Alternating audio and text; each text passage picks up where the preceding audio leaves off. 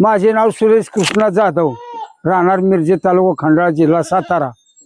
हा व्यवसाय माझा वडिलांपासून, वडील सुद्धा आम्हाला जमीनच थोडी आहे, मग जोडधंदा म्हणून आम्ही ह्यात वळालो। वडील बी हातगुरांचा व्यवसाय करत होते, नंतर मी बी हाच व्यवसाय करायला लागलो। आज माझा मुलगा बी ह्याच्यातच आहे आणि नातू 10वीला असून सुद्धा आता गोठ्यावर काम करतो। घरच्या गायींच्या झपारड्या आहेत सगळ्या, आपण विकत आणलेल्या नाहीत। त्या सगळ्या पारड्या घरच्या गायींच्याच आहेत। सहीवाल, गीर ह्या अशा घरगुतीच बनवल्या गावरान गाया।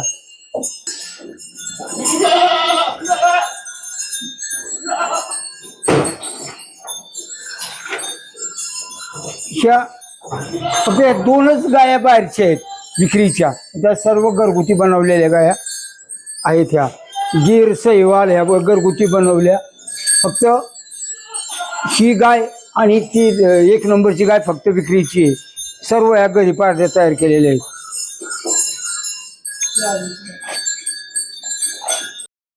त्या मोरा जातीच्या ह्या म्हशी आहेत, ह्या 5।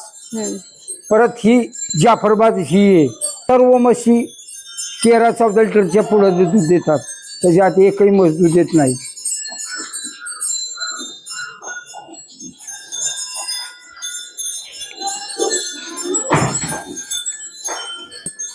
हिरवा चारा हा माझा घरचाच आहे, तो मी लोकांची जमीन खंडाने घेऊन त्यात मी हिरवा चारा उपलब्ध करतो।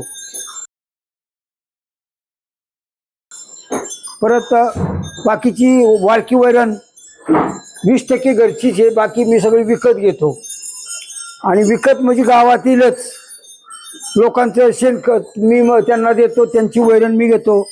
दोघाचा हिशोब आम्ही नंतर शेवटच्या टायमाला करतो। परत राहिलेला मग मंगळवेढा, सांगोला तिथून कडबा खरेदी करतो।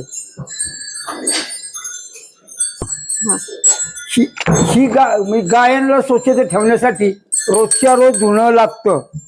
धुणं झाल्यानंतर गोठा स्वच्छ, म्हणजे आजार कमी राहतो, मस्टडीचं प्रमाण कमी राहतं। रोज गोठा धुतलाच पाहिजे।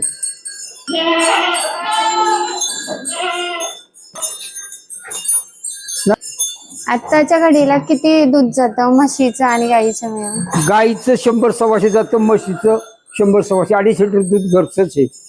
माझं दूध पहिलं किकवी डेअरीला मी घालायचो, पण ह्या व्यवसायात डेअरीला दूध घालून त्यात काय 4 रुपये शिल्लक राहत नव्हतं, तोटाच व्हायचा। नंतर पुण्याला असंच एक मुलाच्या मित्रांनी तिथं म्हटलं पुण्याला आपण एक गाळा बघू भाड्याने। मग तो पुण्याला गाळा घेतला। सुरुवातीला आमचं घरचं 50-60 लिटर दूध असायचं आणि आम्ही दुसऱ्याकडूनही खरेदी करायचो।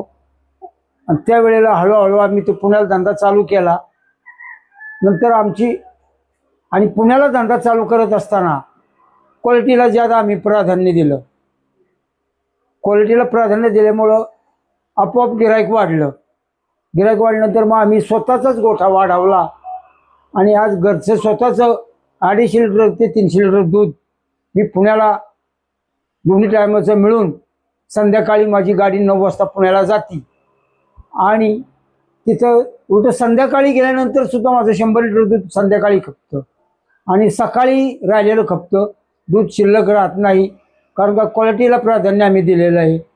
पैसा घ्यायचा पण चांगला घ्यायचा, कष्टाचा घ्यायचा, त्यालाच आम्ही प्राधान्य दिलेलं आहे। भेसळ हा विषय कधीच नाही आमच्यात। आणि क्वालिटीला दूध, आंबेगाव पठारला माझं दुकान आहे, तिथं श्रीनाथ दुधालय असं त्याचं नाव आहे। तिथं कधीही 24 तासात तुम्हाला दूध उपलब्ध मिळेल क्वालिटीचं। कधी पिशवी पॅक म्हणले मिळेल, भांड्यात मिळेल, कुठलीही अडचण नाही। कधीही गेलं तरी माझी सून तिथं दुधाच्या दुकानाच्या तिथंच माझं म्हणजे पाठीमागं रूम आहे, तिथंच राहायला आहे। कुठलीही अडचण येत नाही ग्राहकाला, त्यामुळं आमचं दूध कधीच शिल्लक राहत नाही, उलट कमी पडतं। हा वैरणीचा साठा आता चालू केलेला आहे भरण्यासाठी। आता कडब्याची सीझन चालू आहे, त्यामुळे आता वैरण चालू केलेली आहे। अजून 1 महिना हे वर्षभर चारा पुरला एवढा मी साठा करून ठेवतो, वाळका चारा. हे घर आपल्या गोठा व्यवसायातूनच घर बांधलेलं आहे. 2 मुलींची लग्न ह्यातच केलेले, मुलाचं लग्न हे ह्याच व्यवसायात केलेलं आहे.